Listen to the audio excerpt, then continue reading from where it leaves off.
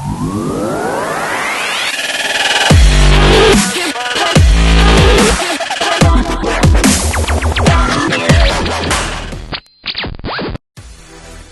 guys and girls, welcome to Forgetting Walls, the podcast. This is episode 52, and this week we're talking Star Wars. We're talking Star Wars and only Star Wars, and I tell you why, because Star Wars is an awesome movie. But we just spent a little time goofing off, honestly. We've been doing this for 50 episodes, 51 episodes, and we just wanted to take a break from doing the serious stuff. We just came through a really hard series talking about depression and suicide, so now we just take a break. The guys sit around and just talk about their experiences with Star Wars, how they came to know it, how they love it, and stuff like that. So we hope you enjoy this week off from podcasting, if you want to call it that, and join us as we talk about one thing that we dearly love, and that is Star Wars, just like we love you.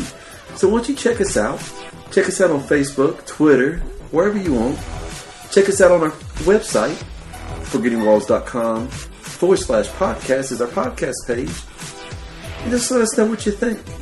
We love you again, and we want to say that we're happy that you supported us this long. And now, Ben Sound and his dubstep is coming up now.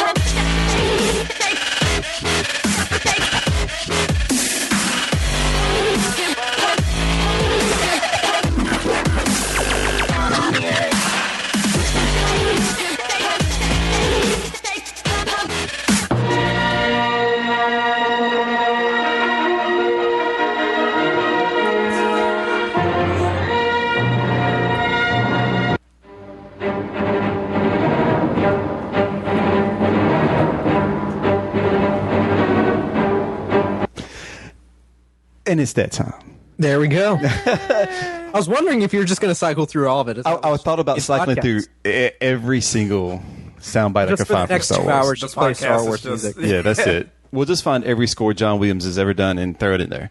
There you go. And it's that. What a treat. Hello, everybody. It is episode 52. That's right. Ooh, 52. 52 episodes. It's not bad. And it's the episode we have been waiting to come to since day one.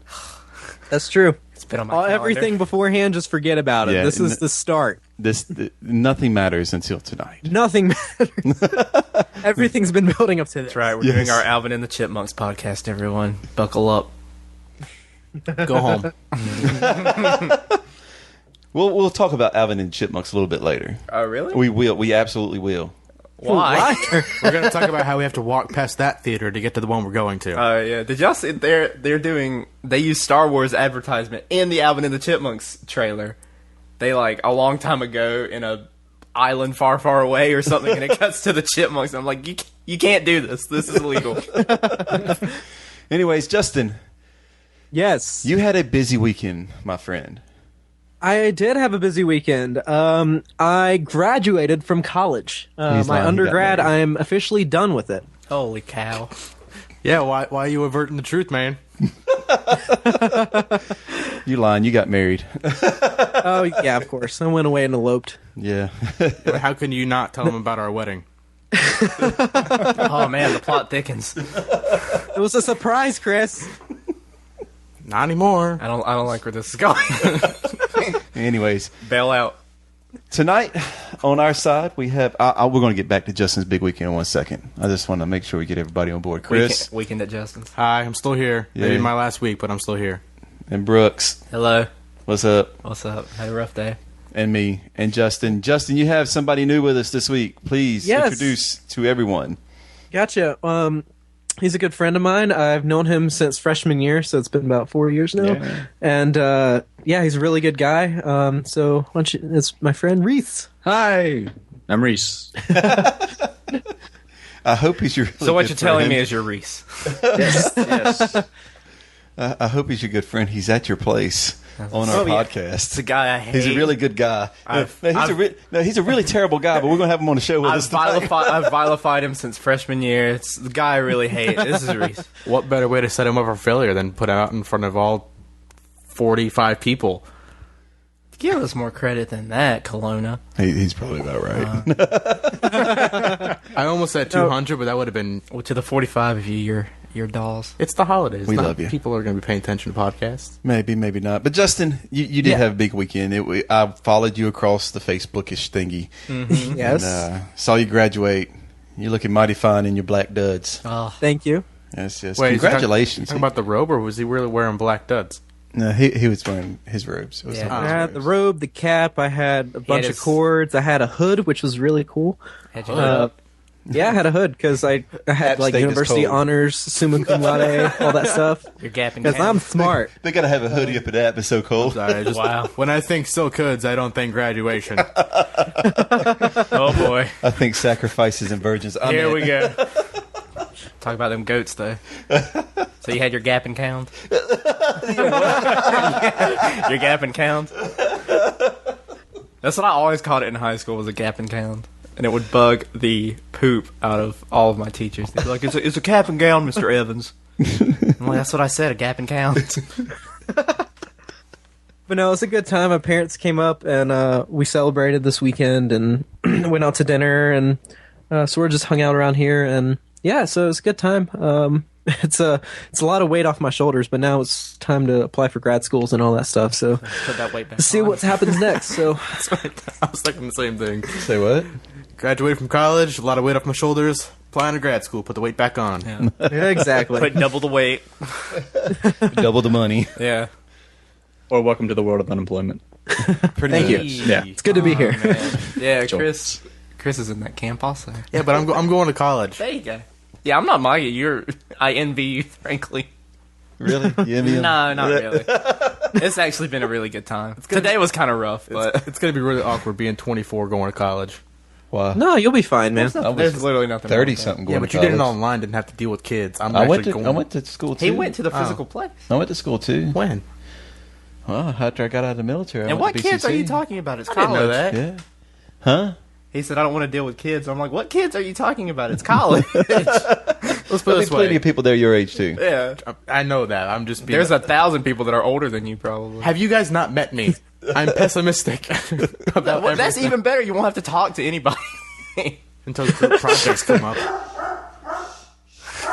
Hey, Apollo had something to Sorry, say. that was my stomach. He'll die tonight. We're going to eat good tonight, fellas. Have you looked at him? He's mostly bone and sinew. And what? That's stringy meat. That's not really good. No, I It's thought, just you said, I chewy. thought you said something else. Sinew. Anyways, it's we're very proud of you, Justin, for graduating with honors and all that you've Thank done you. there at the college. See if you can love put you, that Justin. to any use. No. Thanks. What was your major again? Religion? Cannibalism. I'm guessing that's an arts, not a science. Yes, it is an art. It is in the Department of Arts Well, and Sciences. based on his personality, not based on the fact that there's no religion in science or science and religion. Well, no, I took a class on religion and science. Yeah, I know there is a science of religion. I'm just saying. I have a BS in religion too. Ooh. Bachelor of Science. From very different universities, though. Oh, very different universities. Yeah. I know it's Yeah. a possibility. I'm just going Quite off a stark Justin's contrast. personality. I Yeah. would assume it would be an arts degree. Yeah. I think it usually is, but there is a science to it. I don't know. Yep. It doesn't matter. She blinded me with I'm not using it. science. And I may never use it again. Science guy. Anyways, this week, Bill Nye. Sorry. Dun-dun-dun. Bill. Yeah. Science rules. anyways, the best thing that happened this weekend was sports. Oh, man. Outside of Justin's graduation, sports. The best thing was Chris's Facebook status.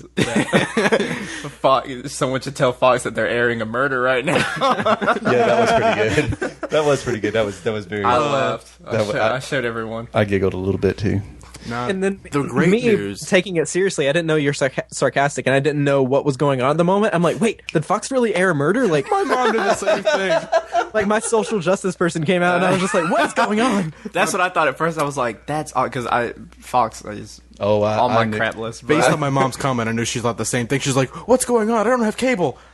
Yeah. So I And then I was sent her like- a picture of the score. I'm like, it's fine. And I was like, oh yeah, the Panthers. I was scrolling through. I was scrolling through yesterday as I was watching the games, and I saw that, and I kind of giggled, and I kept going, and I'm like, "That was so good." It was like that was just the best quip that I've heard all day. It was a subtle. And now that I hear Justin say what he said, it just makes it even better. it grows on you. I think the better part of that for me though like a was that I joke actually is like a won piece of this oak. week's fantasy game against Keith.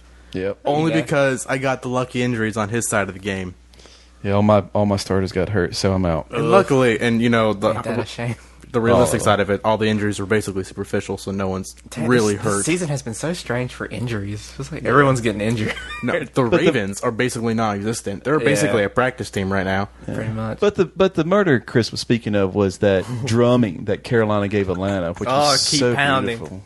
Pounding, but that was That's that was, stomping. that was so beautiful. you. For those of you that don't watch football too much, Arizona got 0 points. I can't articulate how difficult it is Arizona? to get 0 points. Or what did I say? You said Arizona?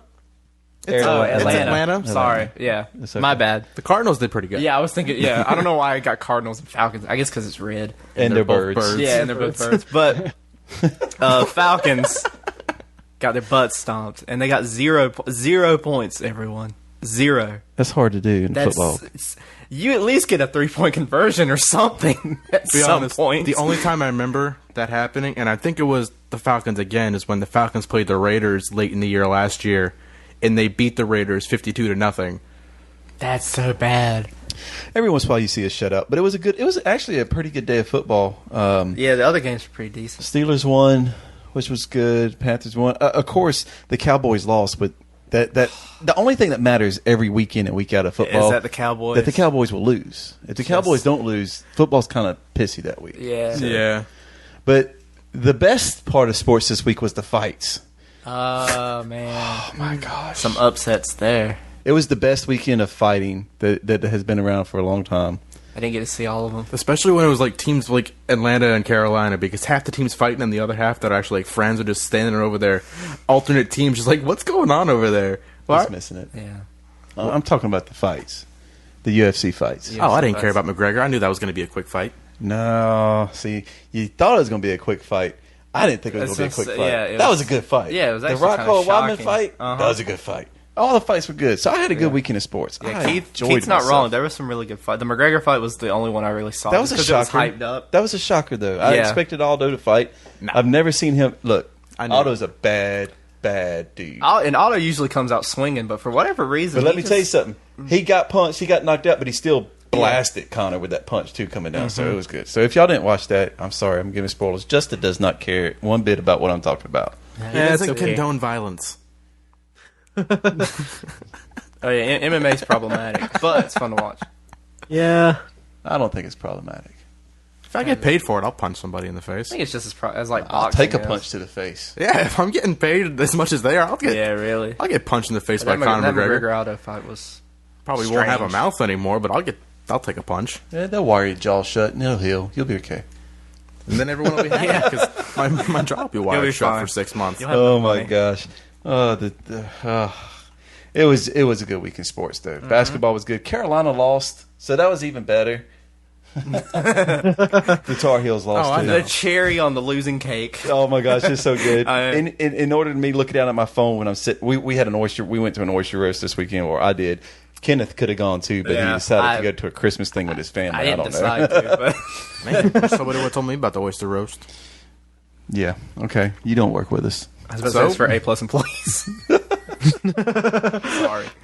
Now you should have went. I don't know why. I should have invited you.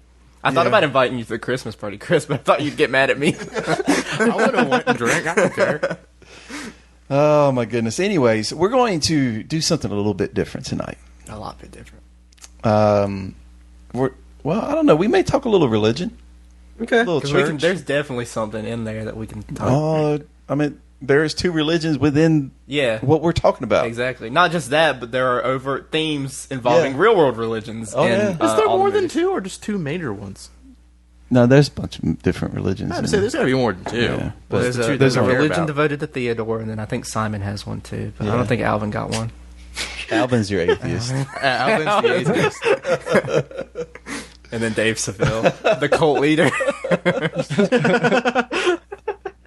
Yeah. He's still played by my name is Jason. What's his last name? Jason Lee. Jason Lee. That's it. Yeah. He's still doing Yeah, it? they must be paying him real good or something, or he's high. I don't know, but he's still doing it. He might as well. I mean, heck, my name is Earl. It's easy gone. money. Yeah, right? I don't think he does much else. Doesn't he have a music career? No. Oh, I thought he like played guitar or something. If he does, I didn't know about it. Yeah, I think he. Well, I mean, obviously it's not doing very well. Jason Lee will outside of my name is Earl. Blah, blah, blah. My name is Earl. Outside of my name is Earl, Jason Lee will always be remembered as the Stink Palm. Yes. So, if you don't know what that is, check it out. Yeah. Oh, for all of us old movie people. We'll be back in a minute with a different type of meat and potatoes tonight. Maybe a little lamb. And twice baked.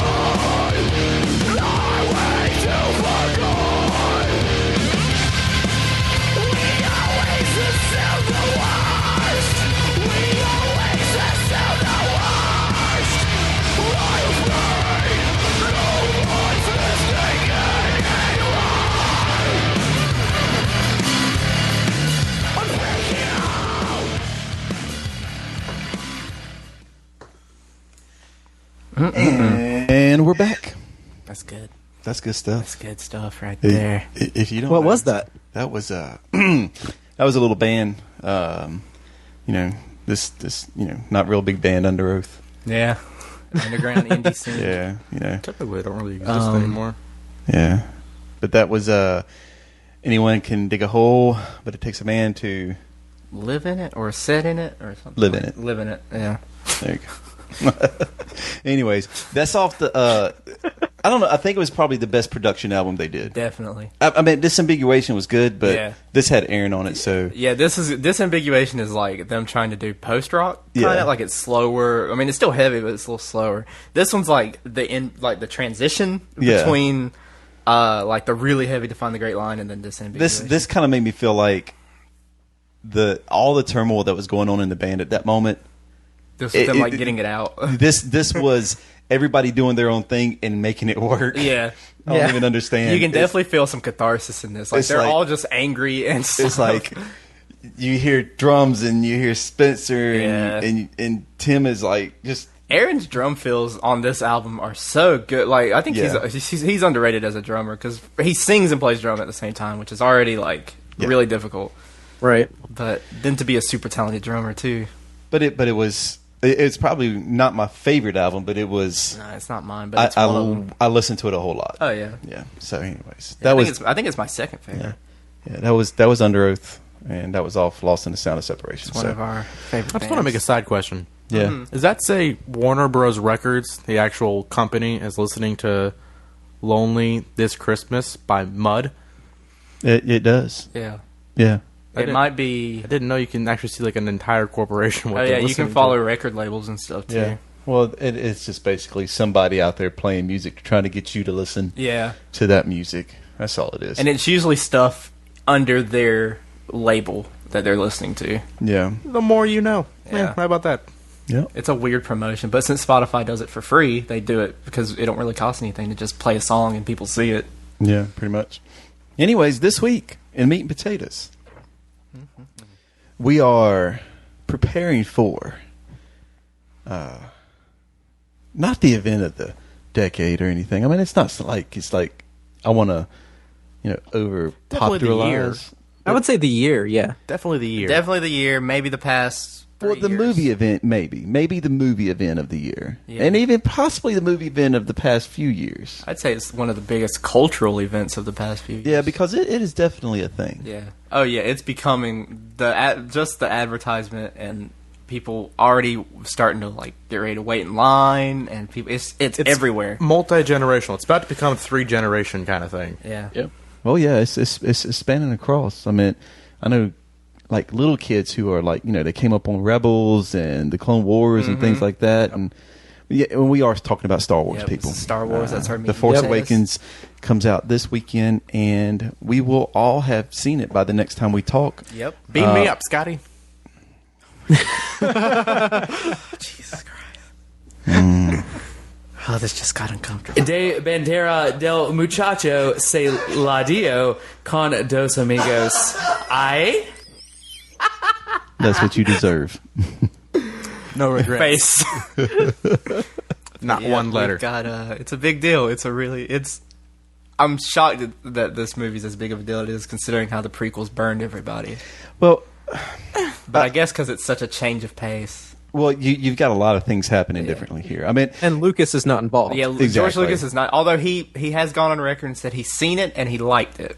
Yeah. But that's it's pretty doomed. much all he said. Yeah, it's probably really too much Jar Jar. let's look at it like this. I mean, you got to think of if you go all the way back to 77 when A New Hope was released, and you think about A New Hope and Empire Strikes Back, which Empire Strikes Back, I must say, is probably the best out of the 6 so far.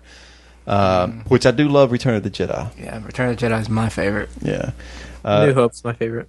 Yeah, A New Hope is good, but you got to be honest about those 3 first films. They're not like, oh my gosh, these were the greatest movies ever They made. aren't Citizen Kanes. They aren't masterpieces. Yeah. In a technical sense, they aren't.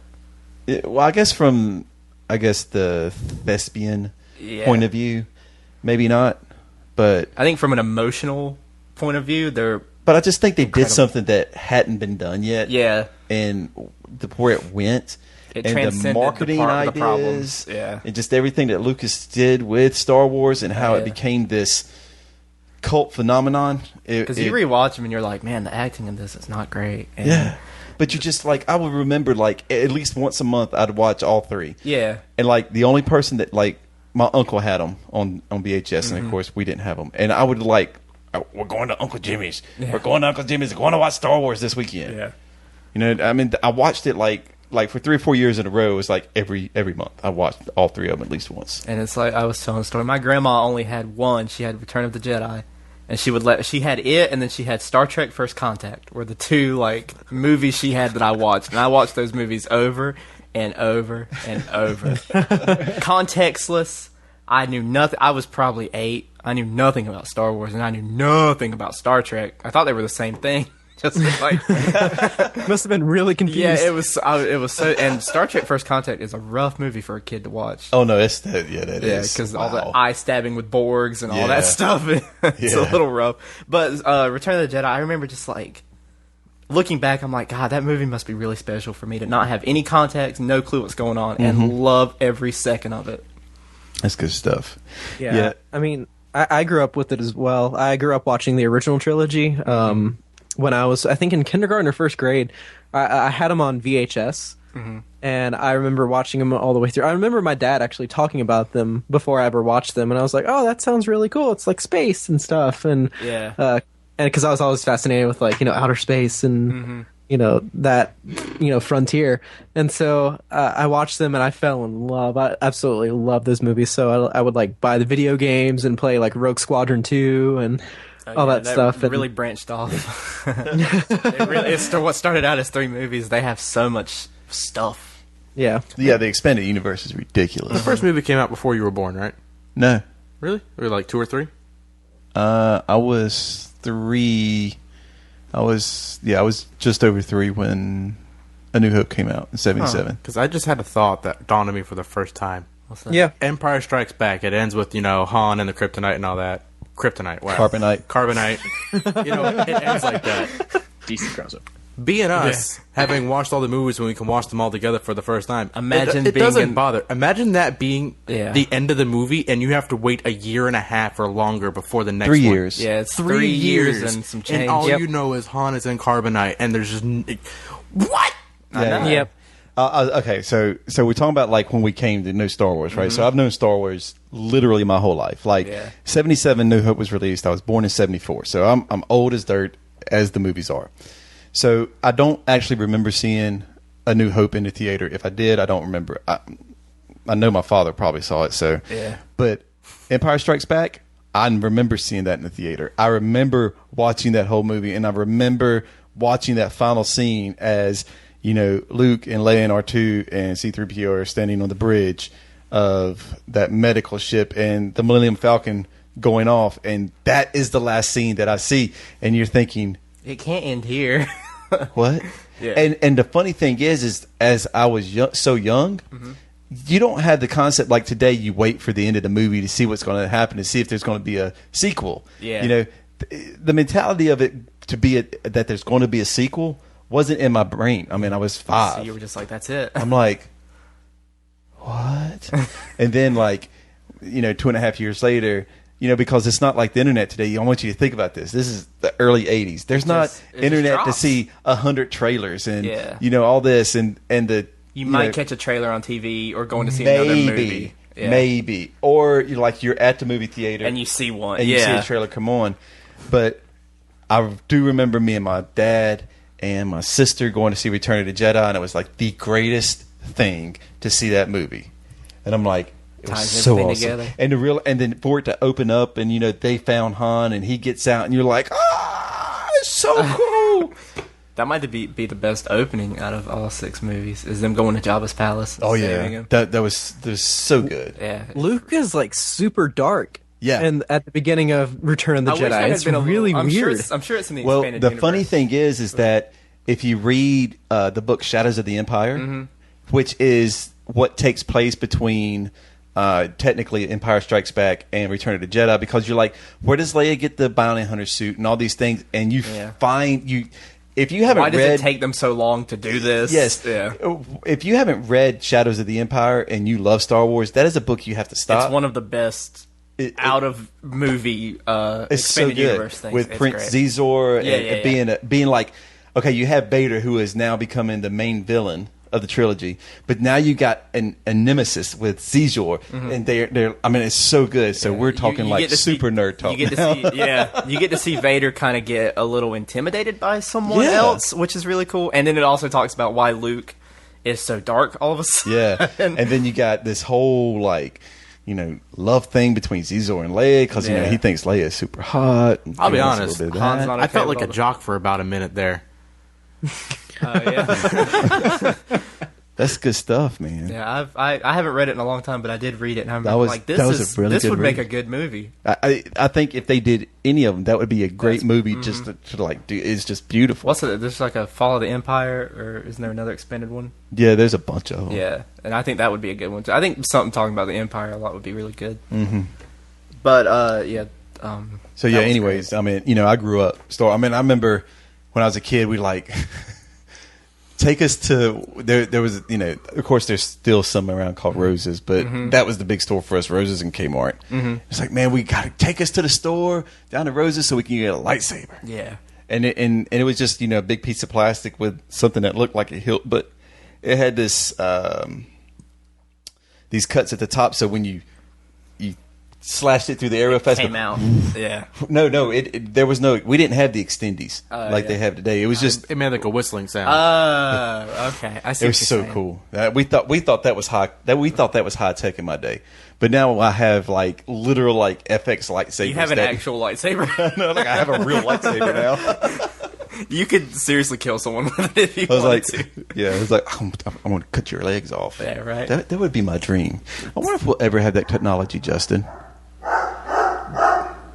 Sorry, my stomach. You never know. It's a hard thing to kind of. I mean, there's been science done behind it, and people have Yeah. tried to construct actual lightsabers. There's been several specials on like the History Channel about the technology of Star Wars and how close we are, and it's always the same thing. It's like, yeah, we're kind of close, but not really. Right, because it's basically like a plasma sword, and it's like superheated, Yeah. like atoms, and but containing that within that little the hilt. shape of a lightsaber. Yeah, It because would I watched one and be they impossible. said we can make a lightsaber, but the problem is we need a whole nuclear facility with a giant fusion core to create Right. the lightsaber. Right, having it like compact like that is Yeah. very difficult. And I think the other side of it too is okay, once we get it started, how do we keep it from going Yeah, on and on and on? Yeah. me and Wesley had this conversation before when we were still at the other building, and it was a very simple idea. It was just focused energy rays. All you have to do is have them focus through a crystal, and then only a certain amount of energy is expelled from said crystal that it would only reach a certain point. That's how they do it in the actual movie. Don't they do something with crystals to like? Yeah. That's why it has the colors. Sun they have. crystals. And it's Dark crystals. It's honestly simple once you have the right material. The scary thing about that is like, imagine getting robbed with a lightsaber. What do you do? Bullets aren't going to do anything. And they have the force, so you can't stop them. Now we have to start talking lightsaber control. Oh yeah, I know. Now it's going to be like, oh does that man, mean? Trump is coming hard down on this lightsaber, fellas. in LA. Jar Jar Trump. Yeah. So Reese is on the show with us, and Reese ain't said much. Reese, what's your connection with Star Wars? yeah. I was just thinking about is like I kind of feel like I guess just our generation, like being born in the early '90s, late '80s, like with my siblings, is like we were just kind of born into a world where Star Wars always existed, and so I don't honestly remember the first time that we ever saw Star Wars. It's just always been there. It's like you can make a reference and you might not even have seen the movies, but you get it. Yeah. And I guess I saw them in order, but I might not have because it's just always been there. That's an interesting way you put it, that it's always been there. But there are people today that I talk to and I say Star Wars, and of course, like before The Force Awakens started its big return and all this, a lot of people used to tell me, it's like, Star Wars, I don't know anything about Star Wars. Mm-hmm. Of course, in that instant, I want to smack them because I'm like, no, I want to smack their parents. We have a because it's not couple their friends fault. that have not seen Star Wars, and it's so strange to me that you haven't at least seen one of them. Yeah, it does. I guess because I'm so connected with it, Yeah. that it's like, how have you not seen Star Wars? But then somebody goes, have you ever seen Pretty Woman? And I'm like, no. It's a great movie.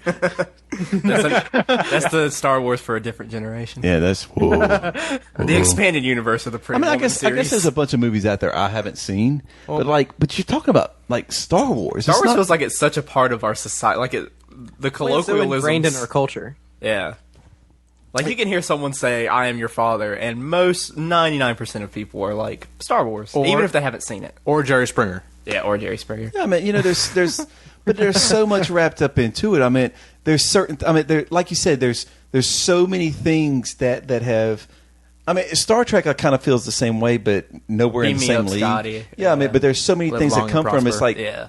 you just hear things. It's just and part you of our know it. vernacular. Like people just know Yeah. that stuff. Like in Ewok, everyone knows what an Ewok is, which, funnily enough, was never said in the in Return of the Jedi. No one ever says the word Ewok, which is so strange.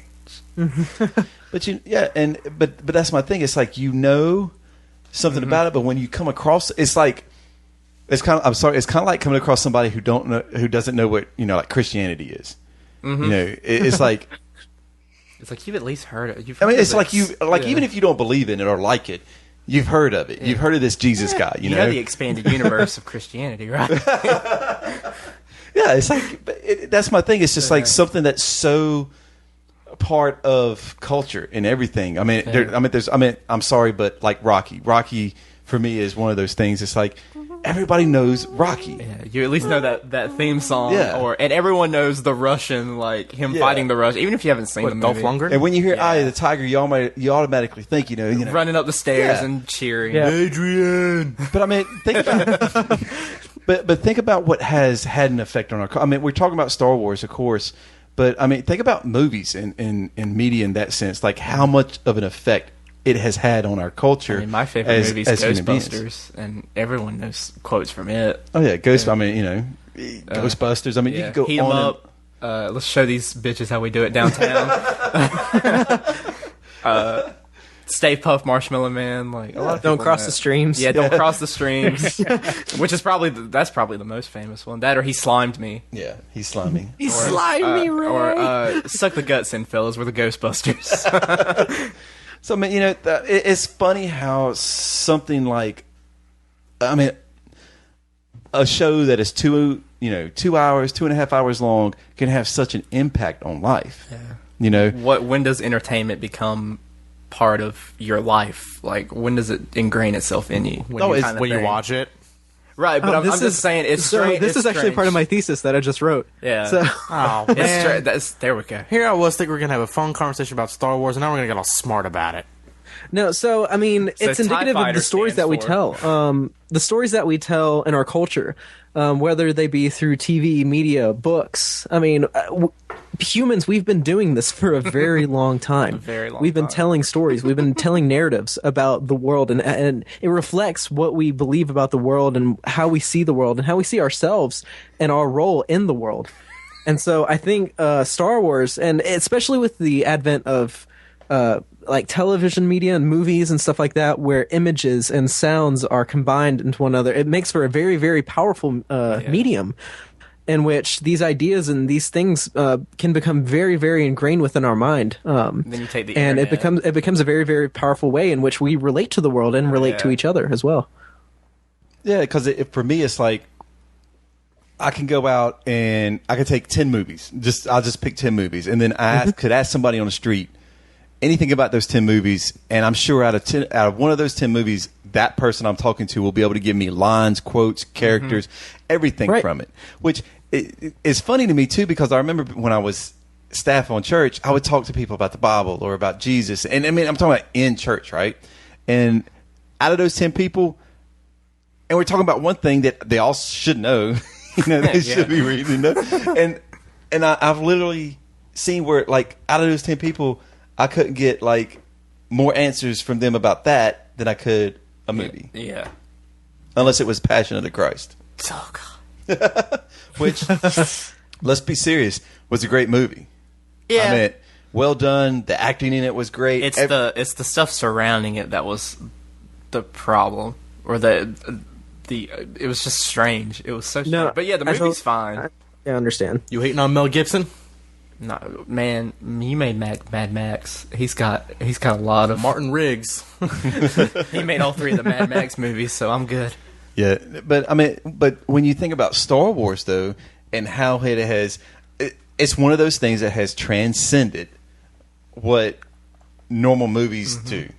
It's like it's the pop culture of pop culture. Like when I think pop culture, I think Star Wars. Like, Yeah, it's I mean, just it's such just- a part of. Yeah, and you think, and we've talked about it numerous times off air, but we've talked about, like, the first 3 movies, the original trilogy, how that technically the acting wasn't as and the acting probably wasn't as bad as we think it was. It's probably more of the writing. Yeah, That's exactly the what writing's it kind of was. strange and like Because you got some really good actors. We all know everyone in those movies is actually a good actor. It's just the writing. I mean, you got. I mean, of course, James Earl Jones wasn't actually playing Vader; he was the voice of Vader. But James Earl Jones is badass. Fantastic, yeah. I mean, come on, when you hear that voice, it's like Mufasa. yeah, exactly. It's And like, then- and you got Harrison Ford. Who's a great actor. I mean, he was doing Indiana Jones. I thought we were talking about the original. We are. I mean, not the original. The first, the 1, 2, 3. I thought you were No, I'm talking about the No, original. no. trilogy. Oh, When I say the Talking about the OT, good ones. OT, OG. OT, original trilogy, not Old Testament. Take it however you want it. But no, yeah, I there's mean, a couple things that are done wrong. I mean, Harrison Ford did Blade Runner before he did Star Wars, if I'm not mistaken, And right? Indiana Jones. And American Graffiti. American Graffiti. That's what it was. That's that right. was, that was like Indiana George Jones is Lucas's after. first Yeah. film.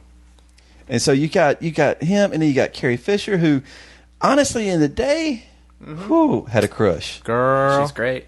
and it just whoa. Her and the Pink Power Ranger. Those were it. Wait, yeah, Carrie Fisher. The is 90s one- Pink Power Ranger? Yes. Or the Okay. I can get behind that one. Kimberly. Oh, can you get behind it, Chris? She's in Canada filming, what's it called? The show. Don't know. No, it's actually a really good SWAT show. I don't know. Flashpoint. Jersey Shore. In case you were wondering. Flashpoint's great. Not. She's on Flashpoint. Oh, is she on? Oh, really? She's the female with the ponytail. She snipes sometimes. She's the female with the ponytail. All right, guys, we're gonna make a SWAT show. We need a girl. Get the pink Power What is Ranger. Kimberly up to? But I mean, you had decent and very there good was talented actors. people there, and the writing's not awful, but there is some stuff that's like Marky Hamill. Come on, strange. you know good and well Lucas was writing that stuff on the fly. Oh, I'm sure he was. Like, what sounds good here? Yeah. And you watch it, and you're like, there's some. I mean, you know, we're in the YouTube age now too. Gosh, we've sit and watched how many, movie sins or or mistakes or errors, and all the things that top we 10 see. Star Wars errors you missed. Everybody's a critic. Yeah. Well, yeah, I mean, everybody can be a critic. I mean, they put it out for us to definitely. judge it. I mean, do what we want with it. You don't have to be a chef to know the food tastes bad. Yeah, that's true. But I mean, you think about think about this. Think of how iconic this movie is. It's when Vader, who has, like, what, 7, 8 lines? handful It of seems lines. like in the first movie. And but he's yet, not even the main bad guy per se. in A New Hope. He's not. It's Grand Moff Tarkin. Yeah, but everyone knows. I mean, they send him out in a starship, and he just gets thrown off into space. Like, he's obviously not the main bad. Like, he's not the important bad guy, but everyone knows who Darth Vader is. But yet he is the figure. Oh yeah. People think Star Wars. They probably think that, and they probably think like Millennium Falcon or probably Chewbacca. and lightsaber. Those are probably like the 3 big things that come to mind. But I mean, Justin loves the Ewoks. We understand. Oh, I do. I love them. And so in Return of the Jedi, when the Empire is coming down on the forest moon of Endor, and the Ewoks are trying to fight back, and they're being slaughtered. When I was little, that was the saddest thing to me. When the explosion happens and the two the little Ewok Ewoks fall dies. down, and then the one gets up and He shakes the other one to get him up. It's so sad. And then, it's so sad and sits back down. That broke my heart. It still does. I really don't like the Ewoks, and I think it's because it's such a George Lucas thing. Like, we need these well, they little were teddy made bears. to pander to kids. Yeah. That's why they murdered all of them. Yeah, the Ewoks were cannibals. Like, they ate all of the stormtroopers. That's why their helmets are hanging, and they're playing drums on them. Yeah. I'm okay with that. Yeah, I mean, it's cool. Well, I guess but- technically not cannibals since they weren't humans. Oh yeah, that's that's fair what I was enough. thinking too, That's but I probably let just it part go. of their diet. But I mean, you think about the nostalgia of it. Well, for those who like it, I mean, I'm like a really big, super huge fan of Star Wars. I mean, let's put it like this: if I was rich, You would have a Millennium Falcon. Yeah. maybe. Yeah, you would have a car in the shape of the Millennium Falcon. I know plenty of people who can be considered way bigger fans than I am. I only consider them way bigger fans because they have more money than They have me. more access and more money. Yeah. I went to this guy's house, okay, and in his garage he has a room. And the room is, I don't know, the ceiling's on it like 15 feet, 18 feet tall. It's a nice little room. And it was like, and he was telling me the room was actually a mistake. You know, it wasn't, when they were building the house, they just had this space and he decided, well, there's this big chunk of dead space right here in the garage. I'm just going to condition the space and use it for a room. Well, when you open the door, the Star Wars theme plays. That's awesome. And you walk into this room, and there are action figures. And I'm not just talking action figures. Every action figure ever produced. Jeez. He's got to be really annoyed then right about now when they're making all these new ones. Well, we had talked about that before, but the funny thing was that not just the ones that you can purchase at stores, but all the exclusive ones, the ones you have to wait in line at StarCons for. The special exclusive. Yeah, like they only made 100 of these. Yeah, kind and of. you can only get them if you're the first 100 in line at this Yeah, convention. yeah. And I'm like, that is not. I mean, you're only a bigger fan because you have a bigger wallet. Yeah, I was about to say, you got to drop some serious bones to get some of that stuff. And I'm thinking, man, and it was cool, but then I thought in the back of my mind, is it a waste of money? You know, I mean, I have a bunch of stuff, and in the next few months, you'll start to see in this room more stuff. I found my Millennium Falcon that's in the box. I'm literally going to pull it out the box, and we're going to dress it up, and we're going to hang it from the room. I'm going to have me a nice little scene going on in the background. You know, we're going to TIE do. fighters. But I thought about it. Let me ask you this question. You know, we talk about collectibles, we talk about nostalgia. Do you think it's like, why do you collect stuff? Like Star Wars stuff. I've collected it for years. I have a bunch of it, but I mean, am I collecting it to sell it? Am I collecting to keep it because I like it? I don't know. I can't answer that question. Never collected anything. I mean, I do. I collect vinyl records, and I don't really listen to them. But there's just something about having them, and I guess it's the same thing with, I would assume, collectibles. Is there's just something about having something physical there to associate with this emotional thing you have. And it could also, I mean, it could be for money too, I guess, but it's strange because it's not like he plays with them. It's not like anyone messes with them. They're just there to look at. Yeah, but that's what I always thought. I was like, man, I like all this stuff. I mean, I probably could sit But on. would you get sick of it? Having all of that, I guess can you get overloaded from? Gosh, you got to be able to get overloaded. I mean, Yeah. Is there a point where you've collected too much stuff? Yeah. Oh, And that's funny to me. And is there like what is the stopping point for him? Where does the line stop? Like, okay. Well, you know, I collected. asked him. I was like, "Are you going to collect? I mean, if they make more stuff, you going to collect them?" He's like, "Oh no, I think when I think what was it, Revenge of the Sith came out, and it wasn't just the Revenge of the Sith. I mean, they did like Power of the Force series, you know, action figures and stuff like that. So I mean, there was so much stuff, and he's like, I just got to the point now where I'm done collecting figures, and I'm like, wow. That takes, you know, and Yeah. I probably could go over there now, and he's probably collected all the new ones. Yeah. You know, Yeah, I'm sure. His let me ask y'all this question: when we talk about Star Wars, original trilogy, the prequel, expanded universe, the dozens of the TV shows, I mean shows. everything. What is your top 3 things you like about Star Wars? I mean, the top 3 things that are like, bam, that's me in Star Wars. For me, number one with the bullets, the characters. I like that they took stereotypes and then expanded them into being much more than stereotypes. Like, you've got the farm boy, Luke, who ends up being way more interesting than your average farm boy because he has this, you know, this grappling with his father, who is the evil Hitler of the universe, and you know, discovering that he's much bigger than he really is, being a Jedi and being whisked away and all this. It's pretty cool. Han Solo starts off as your average, like, I'm in it for the money. But he ends up being the thief with the heart of gold. Like, he comes back and he saves everyone. I just want to make a note real quick in defense of Vader. He's not the Hitler. He's Hitler's sidekick. 'Cause Fair enough. he didn't pull the trigger on the Yeah, Death Star. that's true. That will be Sidious. That's true. So, yeah, Sidious is probably the Hitler. Vader's the Stalin. But anyway.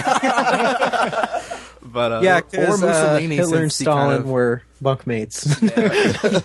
I'm about to say, or Mussolini. Yeah, since- the characters are the biggest one. I mean, even something like R2-D2, who doesn't say anything, is a great character. Like, he's emotive, he's mischievous. he's a jerk. Yeah, he's kind of a jerk. He's the slapstick of the Star Wars movies. Like, you can't really have the other characters be too silly. They can crack their one-liners, but you can't really have them be too silly because it would be strange. So you have someone like R2-D2 and C-3PO. So you've got the court jesters essentially that are expanded pretty well. You got, I mean, even the villains. You know, Vader is a great villain that starts off just being this big giant robot man, but he ends up being like really tragic, like seduced by the dark side, and you know, Obi-Wan's the old wizard that ends up being Well, you went very general and then very specific. yeah. I was looking like just like, what's your 3 favorite things? Oh in yeah, Star okay. Wars? I can do the other. The other two would be. I was just going off of it. 'Cause Yeah, I love the character. The characters are easily the best part, but I mean, I guess number 2 would be like just the overall story. Again, it's a pretty generic story that they did a lot with to make it not generic. And then just the technology. It's really creative. A lightsaber's pretty simple. It's a sword, but Right. then you've got stuff like the speeder bikes, which again you would just say, well, that's just a motorcycle without wheels, but it's they sound so cool. And then all the spaceships are great. See what else? Just all that stuff's great. It's awesome. It's interesting. Cool. Boba Fett, Millennium Falcon. See how I'm doing this real quickly. Fine. I wanted to give people insight. No, that's good. I enjoyed yours. It gave us something to talk about. Go ahead. And Christopher. all the different races or species, whatever you want to call them. Yeah.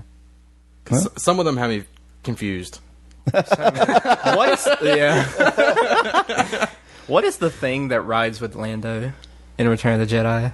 It's like Oh, the little one with a green head? Oh, no, he doesn't. He has like a turd head, right? yeah. He looks I love all the races, species. The one with the turd head.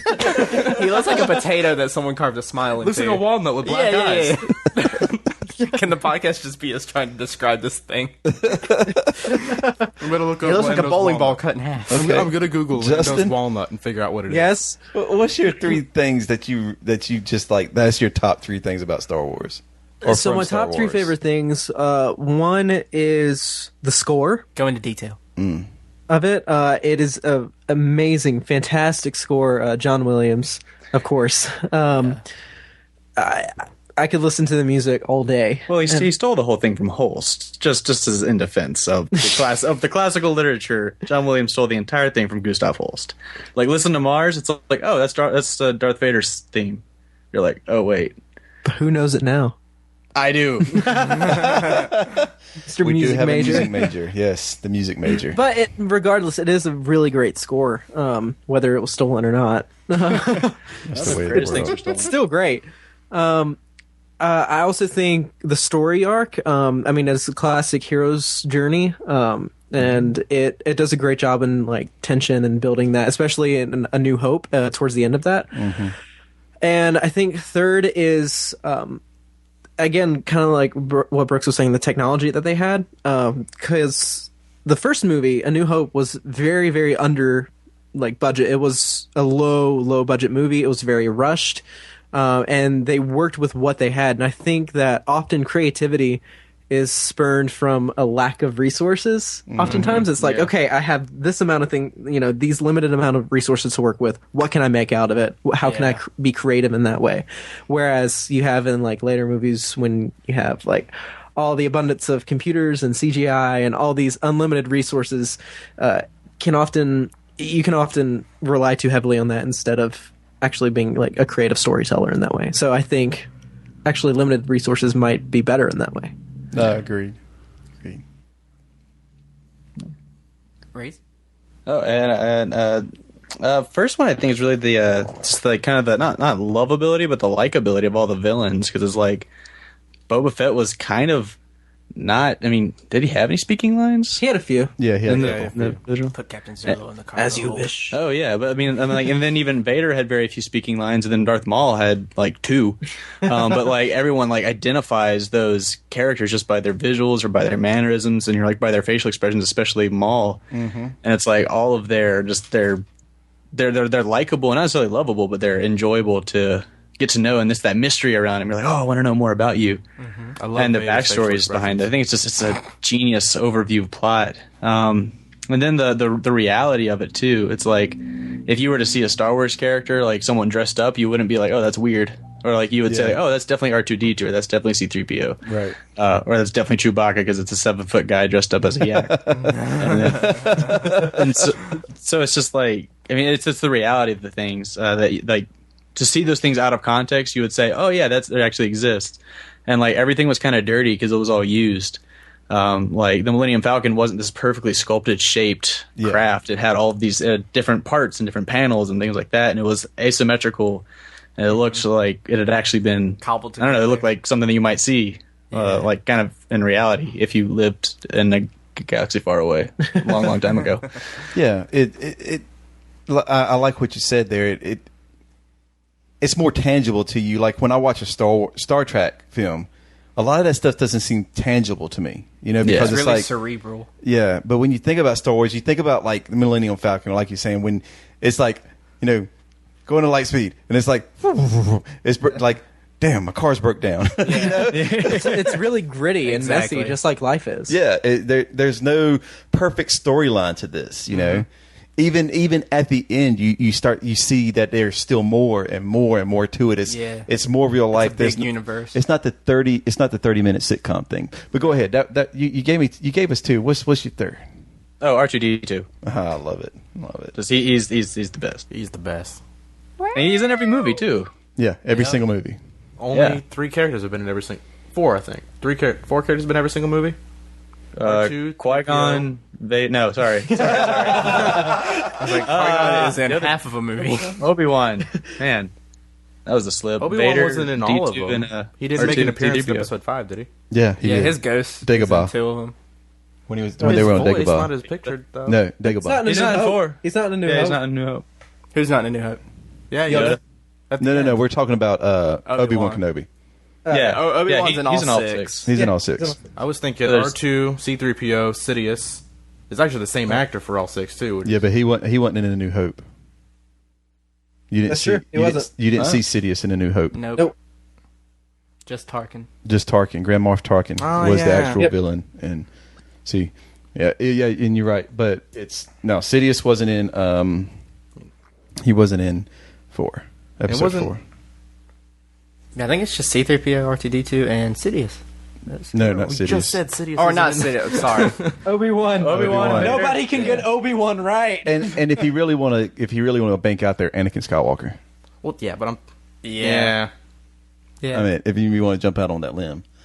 That's all right. Yeah, I mean, Yeah, you're not that's wrong. him. I mean, then again, the prequel and the trilogy are mostly about his rise and fall, and then his fall again. as a See, Jesus and that's Christ-like well, figure. but that's my thing. It's technically it's not. The prequels were built around the back line to get the Skywalker family and the whole Chosen One prophecy, which nobody really knows about. Yeah. But the original trilogy is based around Luke and his growth and his development and his.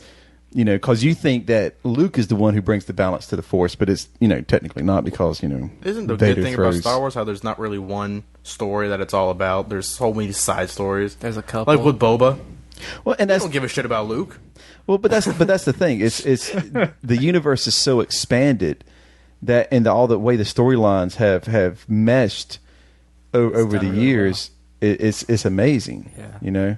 And oh, by the way, my favorite. Let's see, my three Yeah, what are your favorite top things. My top 3: Sith.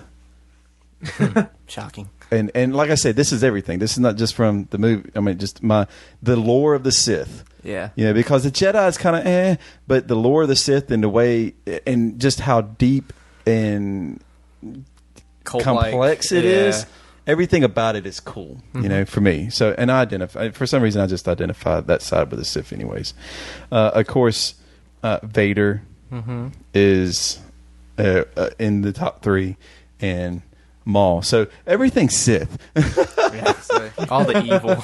Let's just say Sith. But I have this really, really like spot deep down in me that Chewbacca is it. I mean, the Wookiee. I mean, Again, a lot like R2-D2. No speaking lines per se, but so much character. because you think about how he interacts with Han, how he interacts with Leia. I mean, how he interacts with each single character, and I mean, it's like perfect. And of course, he doesn't get a medal. I mean, let's treat the Wookiee which is bad. Yeah, at the BS. end of episode 4. Yeah, he doesn't like. Oh, we're going to give it to Han, but the Wookiee's the one who kept the ship running. Yeah. He was There's a right lot- there alongside Yeah, Han. Chewbacca fights alongside him with his little bowcaster. Oh man, that's my favorite weapon. Little too. bowcaster? Well, huge bowcaster. That thing would take off your arm. he carries C-3PO in his back, or in his backpack whenever he gets torn apart. That's a hero right there. And I think that may be the other thing too that when I was speaking to that is that the universe. I mean, the entire universe that is Star Wars is so massive. I think there's only a few other places when it comes to like, fictional media that you can find that in. And I think, and what logistically you can only find it in. And we was having a conversation about this after a podcast one night. Is the Marvel universe and the DC universe. I can't think of any other place where the expanded universe of what we're looking at is so large and so in depth, and how the stories go on and connect and move. And Yeah, I think the Marvel Cinematic Universe is the closest we have to something like Star Wars, where there's so much expanded material. And funnily enough, the expanded stuff came before the movies with Marvel, because comic books have been around forever. yeah, well, and I think that's they kind the of did it point. backwards. yeah, they did well, but I mean realistically, I mean I think they did it right. yeah. Because to have the But when you comics. have that many characters, I mean, Marvel has thousands of superheroes. I Yeah. mean, we know the main ones, but there are thousands of But- superheroes. But when you think about let me just take a small break and say, welcome to the Geek Cast. Yeah, because now that we've brought Marvel into this, I'm about to go ham. But Switch you know, to DC quick. ugh. DC. Excuse me. Batman sir. is the only redeemable DC. Excuse me, sir. I'm sorry, Barry Allen, Jay Garrick, Wally West can all beat the shit man. The out Flash of any is, character you could think of. Flash is one of the most boring superheroes Going on. ever. Do it, go run home. Anyways, without going into the A little too late. You started it. what I was saying is that you don't see many things out there that has created, a genre of things based around a movie. Yeah. Okay, let's see. It was 1996. I worked at a library on post. Mm-hmm. Okay. It was a detail I had. Loved it. Probably the best detail I ever had in the military. Checked in books, checked out books, put books on the shelf. But you can't beat it. And I read all day long. And I came across this section that was nothing but Star Wars book in the sci-fi section. So my goal was to read every Star Wars book that was on the shelf in that library. Next week, you got taken off that detail. No, I was there That's for how- 6 months. That's how it works in the military. you find Did you some- read? Did you manage to read all of them? I did. I read every book that was on the shelf. And at the time, that's when I read Shadows of the Empire. Yeah. At that time, there were 34 books on the shelf. So in 1996, there were enough Star Wars books, and this was just on the shelf of a library. I mean, that's not all that's been published. And you think about 34 books. That's a lot to get. Oh, that's a lot to get Wow. out of some movies. Thanks for the yawn on the podcast. Sorry. At least Reese and I yawned away from the mic. Sorry. And simultaneously, I might add. Yeah. Very empathetic. There you go. I still haven't yawned.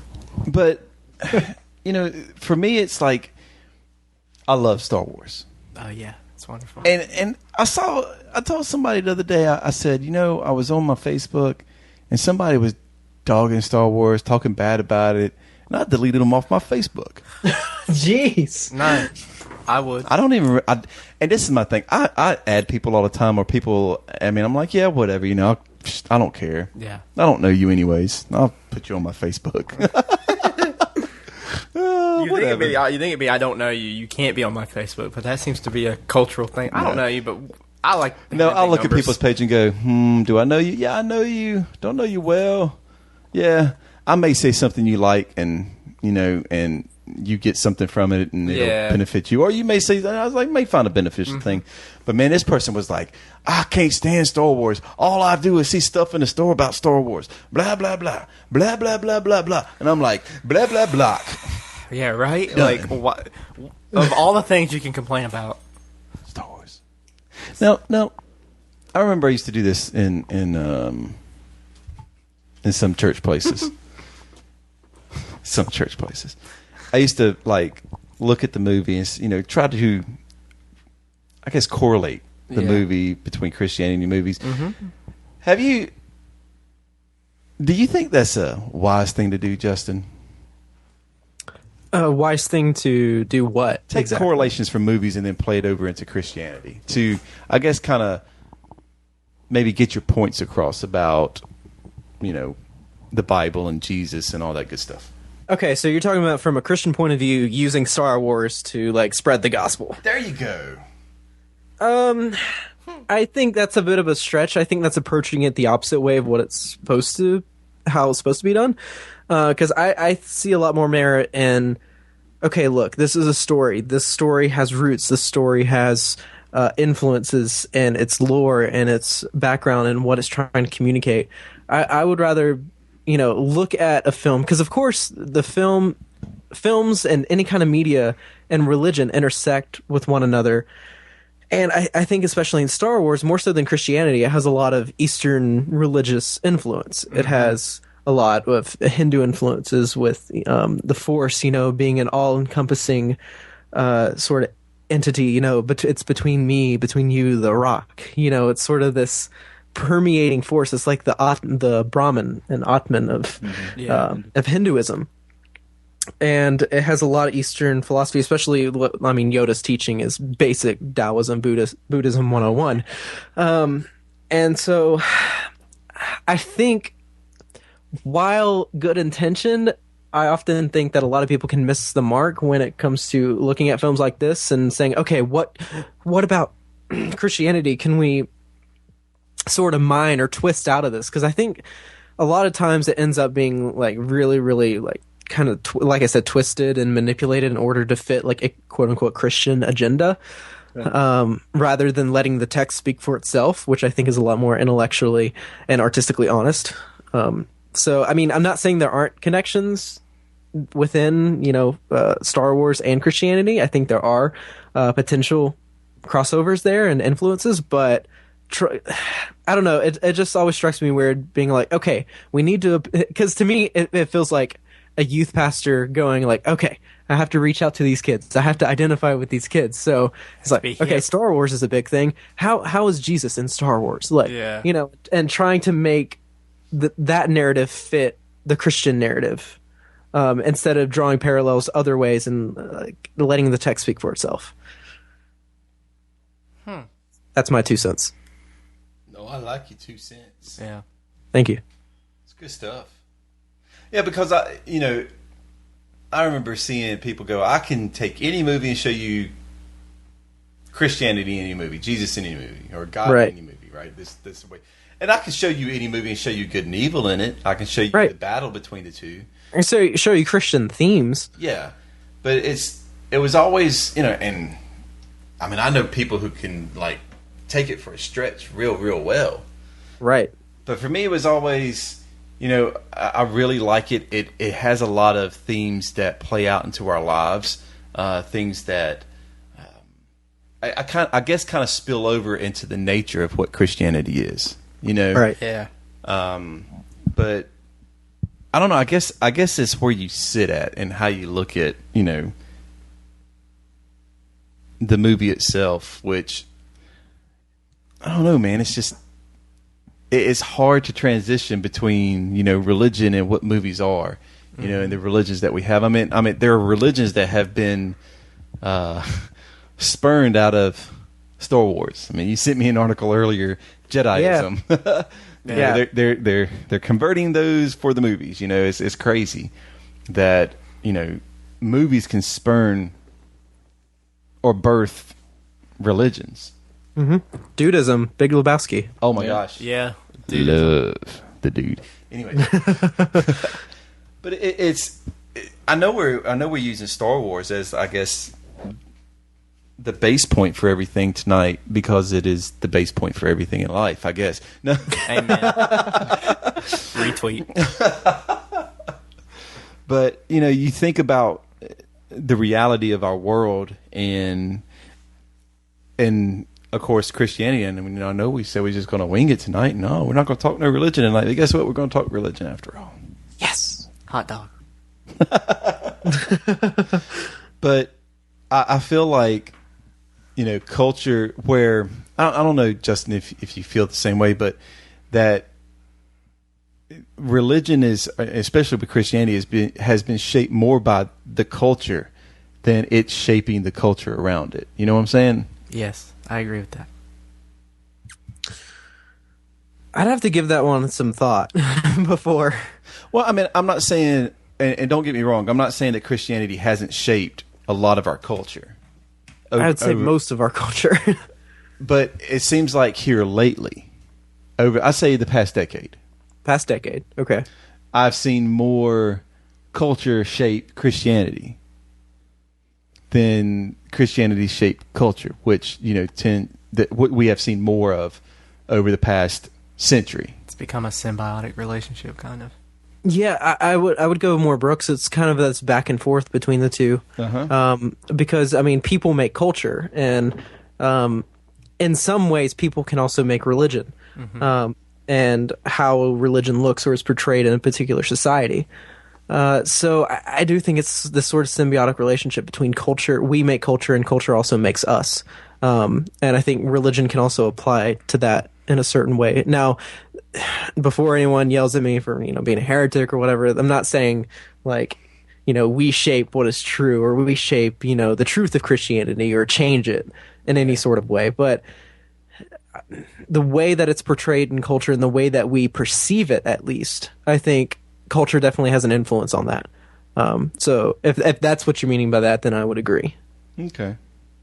Yeah, I don't know. Maybe it's just some of the things I've seen through the churches where, oh, this is cool in culture right now, let's use it. Oh, this is cool in culture right now, let's use it.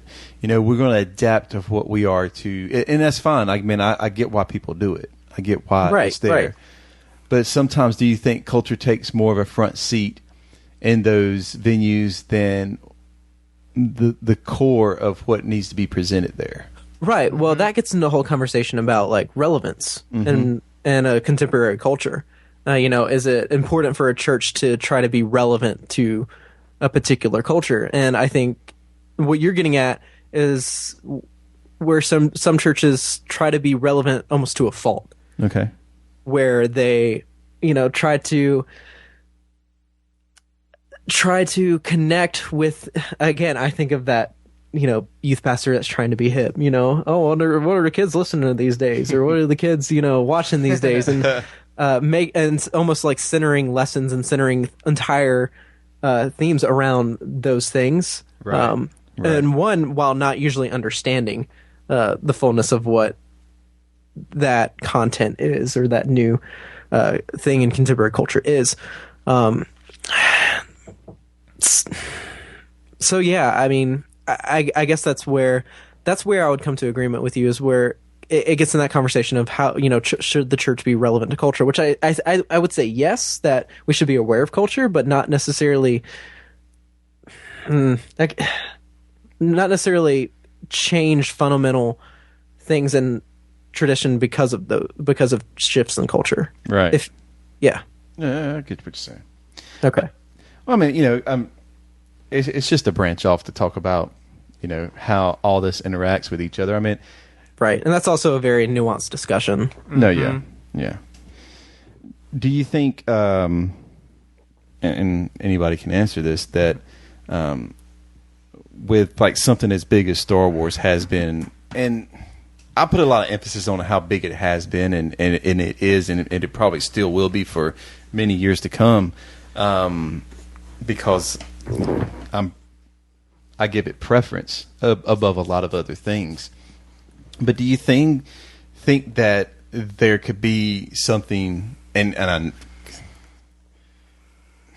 it's one of those questions you can ask who's like, oh, sure, it can be. Mm-hmm. But like, legitimately, do you think there's going to be something that comes along that can, bring the same kind of nostalgia and feeling and emotions that Star Wars has done for, and get this for the past 30 years plus? 40 years. I think the only thing that's going to come close to that is the Marvel Cinematic Universe. And, I mean, maybe, because it seems like a lot of people love those movies. But, Justin, stop it. Sorry, I'm not a fan. You hush your mouth. I feel like the only thing that could have came close is already done and over with, because it was a set group and it was the Harry Potter books turned into movies. I was going to say the only other thing I would think of would be Lord of the Rings, but Harry Potter's a good one too. Harry Potter is a great example of that. But I also think like none of those things have had the impact that Star Wars. I think Keith's question is, do we think anything will kind of do what Star Wars has done and still stay that way for 30 plus years? And no. Harry Potter obviously hasn't. I mean, everyone still likes Harry Potter, but yeah, but it hasn't defined a generation. No, and I mean, a lot of people love. Well, it depends. A lot of people. It's defined a generation, but will it define multiple generations? Yeah, okay, I don't think I was it about will. to go back and just change like that. I mean, I love the Marvel movies. I don't think they'll do that. Lord of the Rings, I think a lot of us love those, but I don't think they'll really do that. I really Kind don't of flopped think- with The Hobbit. Yeah, I think the Hobbit really. And I think that's something to think about too, because the Hobbit and Lord of the Rings is something that's multiple generations. But when they released the Hobbit into cinematic, in the cinematic way it did, it was bad. It's eerie how similar Lord of the Rings and Star Wars is now. Because now we've got a prequel Lord of the Rings series that is really not good. Right. And then we have the original trilogy But see, the problem with that is the book, The Hobbit, the came book first. was actually And great. Yeah, and I read that. I Yeah. read The Hobbit when I was a kid. It's one of my favorite books. But then when you see the movies, you go, Why did you change all this? Why did you do... It's such a simple book. Why did you make 3 movies That's out why of it? Star Wars is good, because it wasn't based on books, but there's books based around it. Right. There's no books written after the movie or anything. You can't be like, oh, the book was better. Star With Wars just took a lot of you don't have inspiration anything- from a lot of things. But there wasn't... You yeah, have it was nothing original. to directly compare it Yeah, to. You yeah, can't be yeah. like, well, in the book, Luke totally didn't kiss Leia, Yeah. because that's weird. And the last three... The last 3 things we mentioned were all based on books. I mean, Marvel's Yeah. comic books, and then Harry Potter and Lord of the Rings. So that's what I'm saying. Do you think something legitimately can come along, and I'm not saying take the place of Star Wars. Nothing can take the place of something else. But I mean, something- Marvel can't take the place of DC. You know, Lord of the Rings can't take the place of Harry. I mean, nothing can take something else's place. But come along and do. what Star Wars has done. No. I don't know if there's environment for that. I'm not going to anymore. say... Actually, I'm going to go back. I'm not going to say no, but I just don't see it happening anytime soon. So you're saying no? No, it's fully a possibility. I'm saying it's fully a possibility Yeah, that something it could. could do that. It's just I don't see how it's possible, so I can't answer one way or another because I can't comprehend how it's possible. In an alternate universe, we're talking about Ghostbusters. We're like, man, can anything match up to Ghostbusters right now? Like, they've got 18 movies and they're all great. Indiana Jones. Well, see, I always thought that Indiana Jones would be the thing that kind of rivaled Star Wars the way it started. Yeah. And I love. Don't get me wrong. Indiana Jones is by far like one of my favorite set of trilogies. movies. Yeah, it's I mean, like some of the best action. It's probably one of my adventure. Well, it's one of my favorite trilogies because we don't acknowledge the fourth one. Kingdom of the Crystal Skull. Park time. One of the worst things. what'd you say? Yeah, Park time. Part time. Why was that take so bad? That's the take you use, seriously? And then him in the fridge with the nuke. Yeah. And the aliens, like, Yeah. you could do Like a weird Indiana Jones with groundhogs? aliens, but not like that. That's strange. I don't know. It's you just think about all the things, and I just like love Star Wars. But what is the one thing when you look at Star Wars, and let's narrow it down now, and please don't say Jar Jar Binks Okay. Let's say one because thing, that's just a given. But what is let's say one thing for the original trilogy and one thing for the prequel trilogy. what is one thing that if you could take it out, that you would take out of Star Wars? Yeah. For the original trilogy, personally, Oh, okay. I got one. it would be Luke always talking about womp rats and like, oh yeah, we totally used to shoot those things. We're like 2 centimeters because he sounds like a prepubescent boy when he talks about stuff like that, and it kind of takes him out of the hero light for me. So much, and probably in the prequel trilogy, the overdone CGI.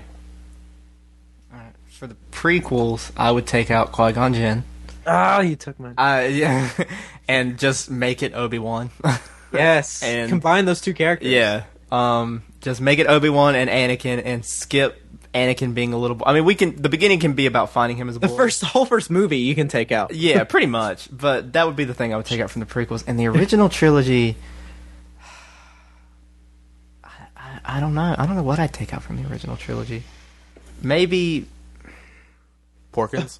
No, Porkins is one No, of the greatest Porkins. cinematic characters. He took himself out I because he almost- wouldn't listen to directions. I almost want to say... you guys are going to be mad at me if I say it, so I'm not going to say it. say it. No, say it. These aren't the droids you're looking for. I kind of want to say Boba Fett. Ooh. The looks I have been given It's a on bold this choice, side. Cotton. Let's see if it pays off. Defend this decision I watched that movie before the other you are day. rivaled. The reason I would alive. No disintegration. I would take him out because I just don't feel like he adds anything aside from being a cool looking character. You are ugly when you're angry. There's an entire side story. But we're talking about the original trilogy. I get that Boba Fett does a lot more in the expanded universe, and that's why I wouldn't take him out of the Star Wars universe. Let's put it this way: if he didn't exist in the movie, he probably wouldn't have existed in the expanded universe either.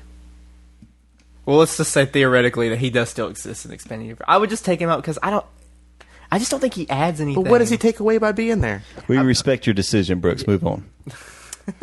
Justin. He just well- told me to shut up so many times. The original trilogy. Well, I'll start with the prequels. I mean, you took mine, Qui-Gon Jinn. I definitely think that Obi-Wan Kenobi and Qui-Gon Jinn should have been combined into one character, and that would have made for a much, much more compact, much more stronger narrative. Also, take out the kid actor. Amen, brother. Amen. Speak the truth. This is pod racing. I'll try spinning. That's a good trick. I felt like it was like watching NASCAR We have, as a kid from we have a Alabama. chip in our head, and when we leave, kaboom! Are you an angel? Uh, Oh, God. gosh, my name is Anakin. Okay, I'm done. Coruscant. So, midichlorians is also something I would take Oh, out. man. Um, Damn. That's a Yeah. good one. Because I think that is one of the things that bothers me the most in the entire series and entire prequels is the fact about midichlorians, because that Trying to make ruins something mystical scientific. that ruins everything about the Force. Yeah. Amen, brother. Preach it. Yeah, and so it's much harder to say what I would take out of the original trilogy. Maybe that singing and dancing scene in Jabba's palace, Yeah. That's a good one. where the girl gets dropped down into the Rancor pit. Yeah, I would take that song out. Yeah, I would take that song out, maybe. And I would also That- change Yeah, Darth even though the Sidious. little blue elephant dude is kind of cute. Yeah. Darth Sidious saying... Yeah. That's good. That's Doesn't he interesting. do a circle with his saber on the original trilogy? Who? Sidious? Does a circle... Or is that Darth Vader? What it, Circle with the saber? What are you talking about? He takes the saber and just kind of like draws a circle in the air when he's talking about something coming full circle. Yeah, he is talking about... That is Sidious, but I don't think he uses a light... He doesn't use, like, the hilt of a light... I think he just does it with his hand. No, I think he uses like the saber and Oh, it's does out, he? and he just has like... He it's might. like He might. when you said complete, I thought full circle. Complete. And then I saw Something waving dark it around. side. Anyway, No. All right, Reese. I really have no idea. I think you guys really nailed them all. I mean, like, I don't.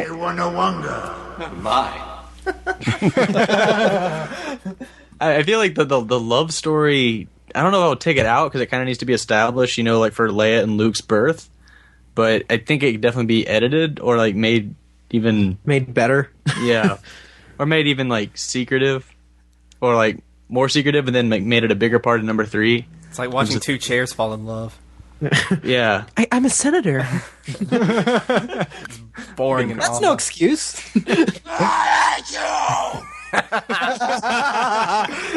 that's the love story. Pretty much. It pretty much culminates. And Anakin became kind of like domestically violent. Yeah. Like, besides the obvious things, like even like before that, in like episode 2, he was pretty like abusive. I killed them. I killed them all. It's like, you're not going to win a woman with that creepy dialogue, man. And why are we rooting for you? You are a psychopath. You just murdered all these things. I shouldn't have done that. It's not the Jedi way. Oh, that timing, though. Yeah. What did you say? I said, oh, that timing, though, Anakin. I want more. You underestimate my power! Anakin, please. Calm down. Why? You're breaking my You're heart. scaring me, Anakin. I've been arrogant, and I apologize. Thank you, Anakin. The Jedi turned against me. Okay, Don't you this is turn a different- against me. Anakin, what are you talking about? How did we get here? I've given up trying to argue with you. You're not arguing, you're just yelling things. Liar! You're lying. Liar! Anakin, please. It's not fair. I know it's not fair that you're yelling at me, but... Being awfully quiet. They should never give me any kind of control over it. I'm having fun. All right. So what about you, Keith? The prequels? Should be easy. Midichlorians? No. Droidicons. Really? No. Huh. What I would take out, The Gungan species. I actually don't mind I would actually take out the Federation. Logistically, what I would take out of the prequels is the way they open the first episode. In the most boring, tax-inducing way. I'm like, how Space taxes. every scene, every episode besides episode 1 has these great opening scenes. I mean these storytelling scenes, but here we have a Federation blockade and we're going to send the Jedi in to handle the negotiations. Even a probe droid sniffed you out. Protocol droid. Yeah, I'm What like, a T. I'm like, okay, and then they start like Trying to kill them? That's what I think if they opened that scene up a little bit differently with, a little bit different dialogue, be great. Yep. Be great. Yeah. Okay. That's a really strange way to open a Star Wars film with space taxes and what's wrong with your this face? political, and that weird looking face. Those incredibly racist Trade Federation things, whatever they are. They look like salamanders. I'm going to jump on board with everybody, man, with the original trilogy. It's hard because I like it all. Yeah. But, oh my gosh. Mark Hamill? Really? I don't know. I just feel like I want to go to Tashi Station to pick up some power converters. That sounded exactly like him. Thank you. That's not a compliment. It was so bad. I'm like, the things that I had to sit through and listen. Yeah. I mean, he made it. Man, come on. When you sit and listen to him talk. No! I mean, come on. It just isn't fair. I want to learn the ways of the Force and become a Jedi like my father. There you go, the first one. But I was going into Tashi Station to pick up some power converters. That sounded exactly what That Justin sounded said. just like Justin. Like, I mean, come on. I mean, I'm not afraid. Don't do that. What's the matter? You smell something? When you it sounds so bad. yeah. There's nothing. I am a Jedi, like my father before me. That's okay. I actually like that. You're Sounds gravely good. mistaken. Sounds like no, I don't like that the way he said it. No, See, that's my thing. Mark Hamill was my downfall. Now, I think in Force Awakens, which I'm very stoked to see, I think he is going to play a major twist role. I think so too. And everybody's gonna be like, whoa, and everybody's gonna be like, I love him now. But I feel like now that he's older and he's gotten a lot more experience with acting, it won't be as bad. Oh no! I think the many years of him doing the Joker is going to And the trickster. Yeah. And Invader Zim. Yeah, Invader Zim. I mean, even in the original, he gets better. He's not as bad in episode 5. I mean, come on now. That's what I take out. Yeah. Guys and girls, man, it's been Star Wars. Let me ask you. All right. Before we break, what is the one thing you are looking forward to in the new movie? The new characters, the two new ones. There's more than the two two. main new ones, but I'm talking about the leads. Finn and Rey. Rey and Finn. Yeah, I'm looking forward to seeing both them. Okay. But aside from that, I mean, Kylo Ren. I'm excited to see what they do with that. I'm excited for them to explain how there's a black stormtrooper when I was under the impression that all the stormtroopers were clones of Jango Fett. They aren't. Yeah, that's where It's shifted to a volunteer. I didn't know when that happened. Yeah. And I'm really what's the word I'm looking for? My immersion is totally ruined. You're flabbergasted. However, I think there might be a little bit more behind why he's in a stormtrooper outfit. It's Princess Leia. There it is. It's Princess Leia. What about you, Justin? What are you looking forward to? I'm looking forward to most is actually the X-wing battles, like the flying aspect of it, because that's always the part that I've absolutely That's loved. the Star Wars.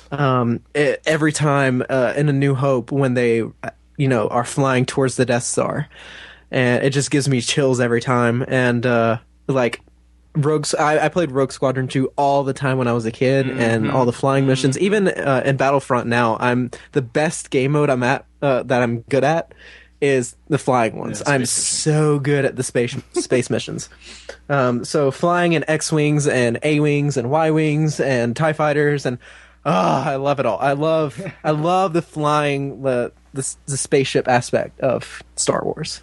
So that's my favorite. I can't wait. And from the scenes that I've seen in the trailers, It's gonna be good. of the dogfights and stuff like that, looks so good, and I can't wait.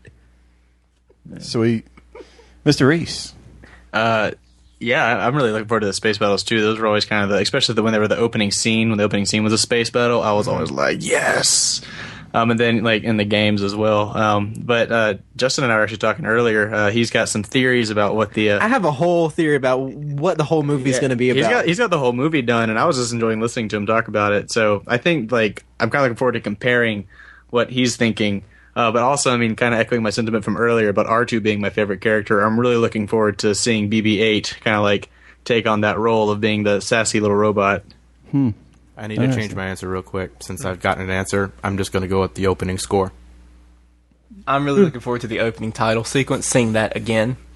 That's going to seeing what is said in the opening title sequence. Yeah, there's a lot. And the words that drag through. It's going to be like, what up, fam? It's been a while. We back. I'm looking forward to Kylo Ren. All right. Because, well, here's the thing. We agreed on something. Well, but Sith. it's a little bit different because, I don't know the story that Justin may have been laying out for Reese, but I have a feeling that Rey and Ren are the twin, or brother and sister. I do too. I don't think so, but that's just my opinion. I don't know. Maybe, but I don't know. It's a plot twist because We're probably not going to find out in this movie anyway. maybe not. right. I was like, since this is going to be a trilogy, I was like, I wonder how much they'll tell us in this one. Yeah, but because at some point we've got to figure out where. Because there's always this thing with family that boils through it. We know Leia's in it. We know Solo's in it. We know Hamill is in it. Or I meant Skywalker. So where are the kids? yeah. You know, if you're going to leave that out, right? If you're going to leave the kids out, then you have blown up all the expanded universe. Pretty much. Unless it's, you just got to figure out how it's got to play in. But I'm really looking forward to see how Kylo Ren plays into it with Vader. Mm-hmm. Yeah. It seems like he's worshiping, like there's a cult around Vader. But I kind of feel, I have this sneaky suspicion that it's not going to be based off of the Benite Sith order. Yeah. So it's gonna probably eradicate what we know as Sith. Yeah. Moving forward. One last thing. Do you think perhaps any of the main characters will possibly die in this movie? I have a feeling Chewbacca or Han Solo will die. Oh, Yeah, I was thinking either Han Solo or possibly Finn. I'm going with Carrie Fisher because she's already expressed that she doesn't even want to be in the movies. Yeah, they might kill her too. I don't know about that. we were talking earlier, and we thought if Chewbacca died, there would actually be riots in the street. Because he's like the dog of a movie, which everyone cries about, but he has a personality and a character, and he's a badass. People boycotted Marley and me. Come on. He's the Daryl Dixon. Yes. Of Star Chewbacca Wars. dies, we riot. Technically, Yes. R2, Crossbow and all. C-3PO, and Chewbacca probably all tied in there. Yeah, I could see C-3PO or something dying too. I mean, if you can kill a droid. Well, you can kill a droid. but Wipe being out able to its rebuild memory him. cores. Yeah. But anyways, we are very much looking forward to seeing this new Star Wars film this week. We all hate Star Wars. We just wanted to get this off Yeah. the chest. Everything we hate about Star Wars, man. Yeah. If you didn't like this episode, you're probably not listening anymore, so that's fine with us. Yeah.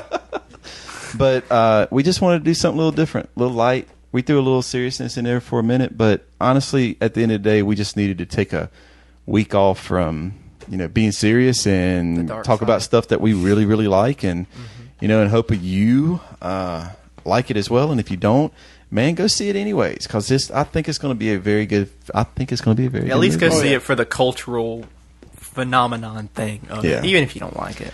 I'll leave you with this question before going to break. Do you think it's going to break the record for the most money made? Yes. Yes. Yes.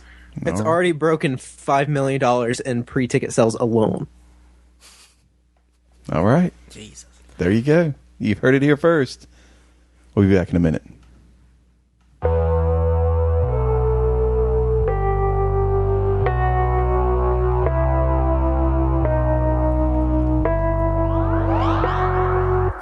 The pain that guides us, the strings that tie us, the coincidence that proves to us God's existence.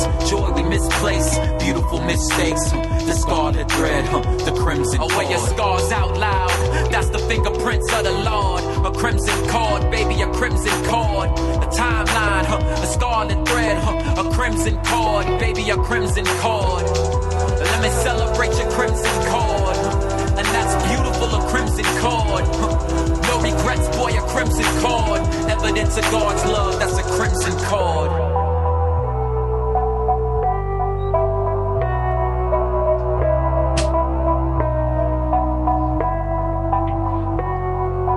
What it do to a boy's brain to see his father through glass walls, while algebra homework's less important than last calls.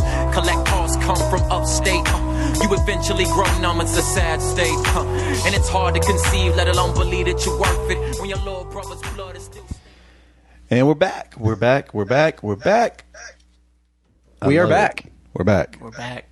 And that back. was that was Propaganda with Crimson Cord That's right. from the Crimson Cord album. That was, man, that Crimson Cord took such a different turn. It did. Where, you know, like the original when it was Odd Thomas and Art Ambidextrous with Odd Thomas and him when that first release, man, that was amazing. And Yes. then when he released Excellent, I mean, Excellent was excellent. Still my favorite thing he's done. Yeah, Excellent Me too. was. Yeah, I really enjoyed that. But I still think, you know, Art Ambidextrous, man, especially the title track, Art Ambidextrous, that last part where the music cuts out and he just goes into that free flow, man. Yep. That's good. So good. I listen to that and I turn it up as loud as I can. And when it gets there, that's what I'm listening to. I love that piece. But man, Propaganda is amazing, dude. Humblebeast.com, dude. Check them out. Propaganda.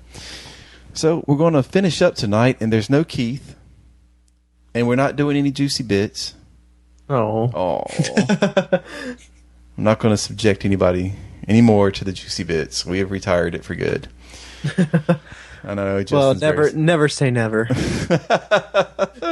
maybe not, Justin. Maybe not. But we're going to do something a little different tonight. We've been talking about Star Wars, Yes. and we're going to do a little quiz.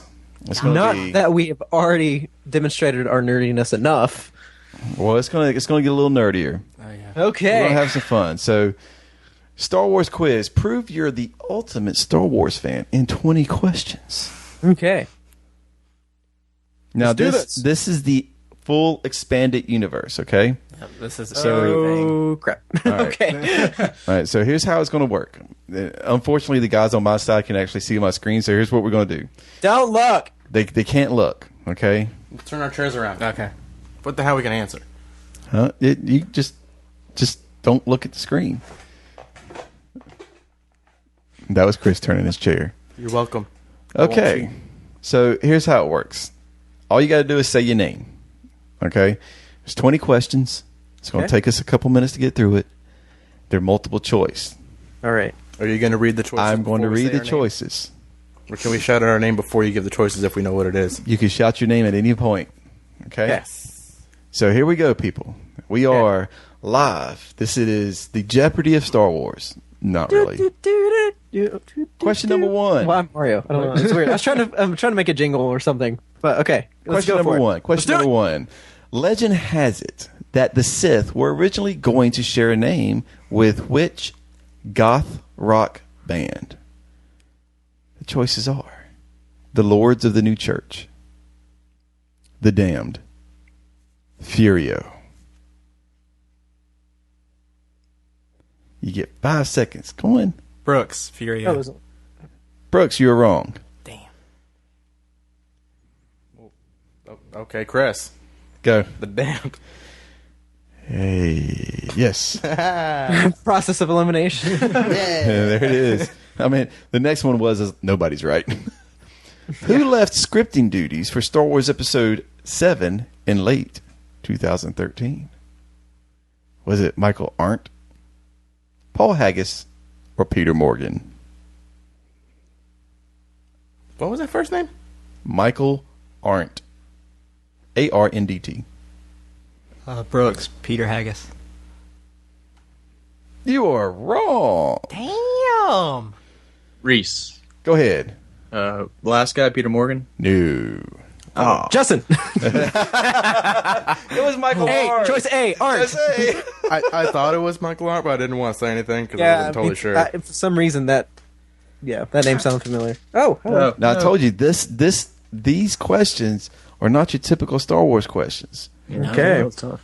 How many cinematic Star Wars films has Warwick Davis starred in? Chris. Go. 3. You're wrong. Brooks, 1. Wrong. Damn. Justin, 2. Yes, it's 2. There's only 3 choices. 1, 2, or 3. Oh, okay. Was he not in the third one? Warwick? Wait. Oh, wait. Warwick Davis was an Ewok. What did George Lucas allow Grand Moff Tarkin, actor Peter Cushing, to wear when filming his Death Star scenes? Choice. Go ahead.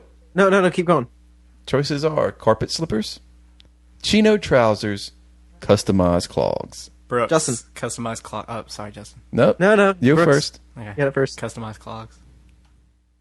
No. Oh my Just gosh. You were terrible at this, Brooks. Slippers. I know. Slippers. You are I knew right. that one. Woo! Yes. So Chris has answered one right, and Justin has answered 2 right. Duel of the Fates.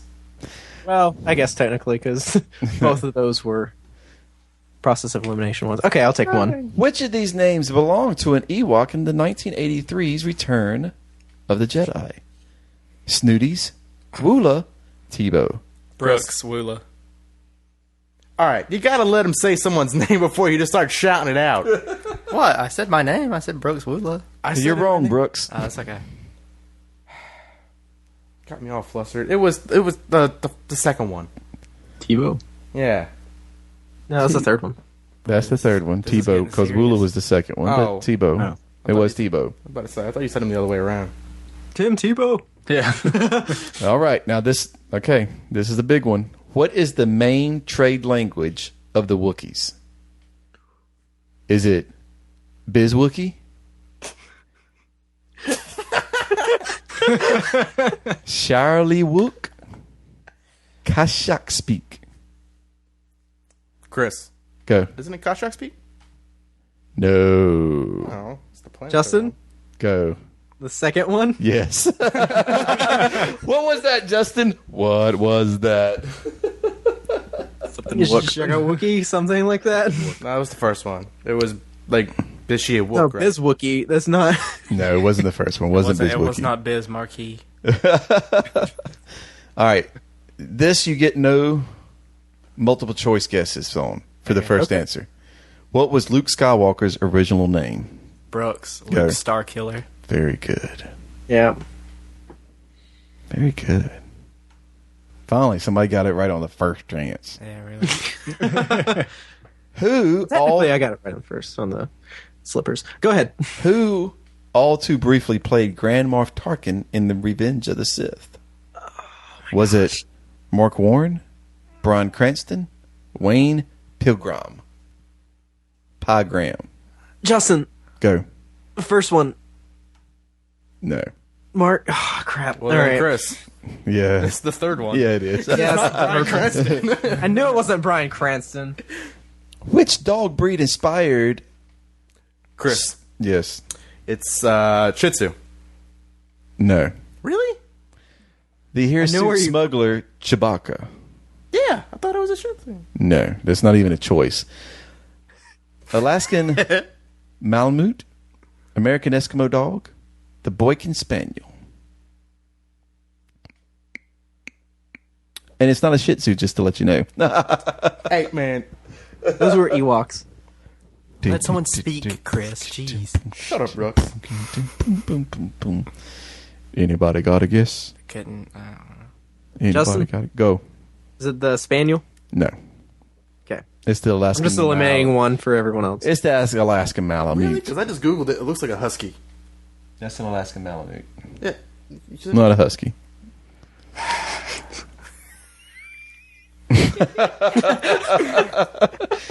Oh, this is good stuff. All right, I'm going to finish up with a couple of random questions. Okay. Okay. All right. So, if you could be any Star Wars character, who would you be? Han Solo. Boba Fett. Chewbacca. Justin said Princess Leia. No, I mean, Well, now that you say, Mark Hamill. go ahead, Justin. I'm sorry. the little blue dude who plays in the the in elephant Jabba's nose, palace. The Yeah. elephant drummer. Yeah. It's great. Little elephant drummer boy. And if you could have one piece of technology, it doesn't matter how big or small, what would you have? From the Star Wars universe? Yes. Millennium Falcon. Boba Fett's jetpack. Come Chris, on. Chris and I are pretty consistent.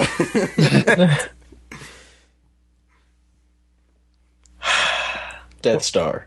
Wow. You went big, man. Go big or go home. There you go. Good job. I think we did have an At intervention. lightsaber, I'm going to have to go for a classic lightsaber. If you could have one haircut from the Star Wars universe. Chewbacca's. Han Solo. Han Solo's, no doubt. Boba Fett's. Carrie Fisher's ear buns. Carrie Fisher. Yeah, that's exactly what I was about to say. The braid. I just said Carrie Fisher's buns. I meant not ear buns. Oh my goodness. Oh no. We have to edit all of this now. Y'all gave me plenty of editing to do tonight. Yas. My goodness gracious. Well, next week we will be back doing normal stuff, and we're going to be talking about Christmas next week. And Get hyped. and it's not going to be about Jingle Bells, buddy. We're going to get down and serious about Christmas and what's all the controversy and hubbub with Christians and Christmas and Xmas and all that good stuff next week. Starbucks. We're going to talk about the war on Christmas. Yeah. We need to take it back. The realistic war on the totally tangible You can't war on have Christmas. If you take Christ out of Christmas, you just have mess. You just have Mess. trees in your house. You just have a mess. You have Whatever. moss. You have more. Yeah, that's what I was like. People hanging balls on your trees. You know how long it took me to realize that Xmas was them actually trying to X out Christ from Christmas? Actually, it's not. X is the, if I'm not mistaken, it's the Greek symbol for Christos. Really? Yes. It's the devil's It's the favorite first- letter. It's the first letter. Yeah, it's the first letter. It's so the devil's favorite that's why letter. it's used like that. Satan loves the letter X. So for all those people who think Xmas is a bad thing, go It is. study up. No, But Satan. anyways, like I said, we'll be back next week. Reese, man, we didn't give you a lot of chance to talk, man, but we would love to have you back. Yeah, please come Oh, back. it was a pleasure. Thank you. Yeah, even though we're sounding like a bunch of nuts. I'm sorry I talk so much, everybody. No, you're not. It won't happen again. Yeah, it will. Don't hold your breath, everyone. No, I really do feel bad, though. But, you know, like I said, for me, I didn't tell you if I could be any character from Star Wars. Vader. Vader. How did we know? You know, because it's...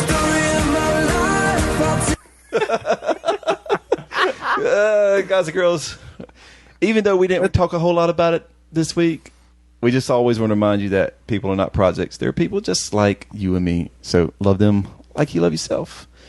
Same And- goes for Get out of Wookiees. here. Yeah. Bye. Thank you for listening to the Forgetting Walls podcast. If you're subscribing to us on iTunes, leave us a rating to help us spread the word about this podcast. Remember, the only way this works is if you share your story. So be sure to visit the website and leave us a comment at forgettingwalls.com or find us on Twitter at forgettingwalls and facebook.com/forgettingwalls. Peace!